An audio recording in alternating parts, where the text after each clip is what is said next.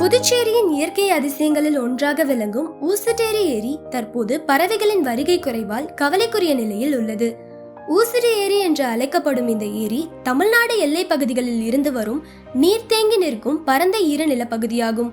சுமார் 800 ஹெக்டருக்கும் மேற்பட்ட பரப்பளவு கொண்ட இந்த ஏரி புதுச்சேரியின் குடிநீர் தேவைக்கும் விவசாயத்திற்கும் முக்கிய ஆதாரமாக இருந்து வருகிறது.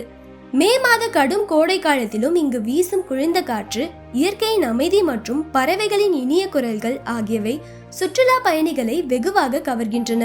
பிரெஞ்சு ஆட்சி காலத்தில் நீர்ப்பாசன தேவைக்காக மேம்படுத்தப்பட்ட இந்த ஏரி தற்போது ஆயிரக்கணக்கான உள்ளூர் மற்றும் புலம்பெயர் பறவைகளின் வாழ்விடமாக விளங்கி வருகிறது. குறிப்பாக சைபீரியா உள்ளிட்ட வெளிநாடுகளில் இருந்து வரும் பறவைகள் ஆண்டுதோறும் இங்கு வந்து தங்கி செல்கின்றன.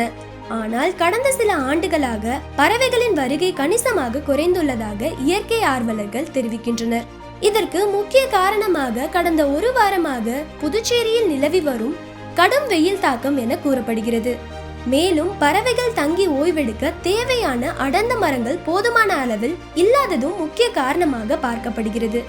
பல ஆண்டுகளுக்கு முன்பு ஏரியை சுற்றிய பகுதிகளில் செயற்கை காடுகள் உருவாக்கப்பட்டிருந்தன. ஆனால் பலத்த மழை மற்றும் புயல்களின் தாக்கத்தால் அந்த மரங்களில் பல அழிந்து காணாமல் போயுள்ளது. இதனை உடனடியாக சரி செய்ய வேண்டும் என இயற்கை ஆர்வலர்களும் பறவை ஆர்வலர்களும் வலியுறுத்துகின்றனர். இது வெளிநாட்டுல இருந்து தான் பறவைகள் வரும் இங்க நிறைய. இப்போ இருக்கு, ரொம்ப இல்லை. இப்போ காடுகள் ரொம்ப அதிகமாக இல்லாததுனால, ரொம்ப நிறைய மரங்கள் இல்லாததுனால கம்மியாயிடுச்சுன்னு நினைக்கிறேன்.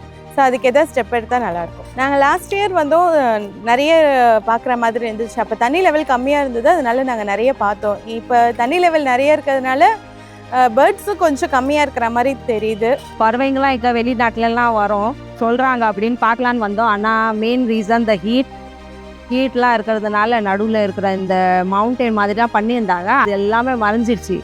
ஸோ இப்போ பறவைங்களாம் அவ்வளோவா தெரியல. செடி மட்டும் கொஞ்சம் தெரியுது, ஆனால் அது மேலே பறவைங்க தெரியல. இயற்கை வளம், உயிரியல் பல்வகை மற்றும் சுற்றுச்சூழல் முக்கியத்துவம் காரணமாக ஊசுட்டேரி ஏரி சர்வதேச முக்கியத்துவம் வாய்ந்த ஈரநில பகுதியாகவும் அறியப்படுகிறது. குறிப்பாக ஏரியை சுற்றியுள்ள பகுதிகளில் மீண்டும் அடர்ந்த மரக்கன்றுகள் நடவு செய்து பறவைகள் தங்க ஏற்ற இயற்கை சூழலை அரசு உருவாக்க வேண்டும் என்றும் அவர்கள் கோரிக்கை விடுத்துள்ளனர். முன்னாடிலாம் இங்கே நிறைய பறவைகள் இருக்கும். இப்போ கொஞ்சம் வெயில்னால கொஞ்சம் கம்மியாயிடுச்சுன்னு நினைக்கிறேன். பட் ஸ்டில் கொஞ்சம் பறவைகள் இருக்கு. இன்னும் கொஞ்சம் இதெல்லாம் இம்ப்ரூவ்மெண்ட் பண்ணாங்கன்னா நிறைய பறவைகள் வரும்னு நினைக்கிறேன். இப்போ தண்ணி ரைஸ் ஆனதுனால கொஞ்சம் அதெல்லாம் உள்ளே போயிடுச்சு போல.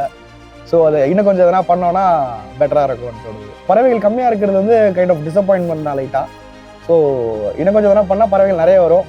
ஸோ எல்லாரும் குட்டீஸ்லாம் ஹாப்பியாக இருப்பாங்க.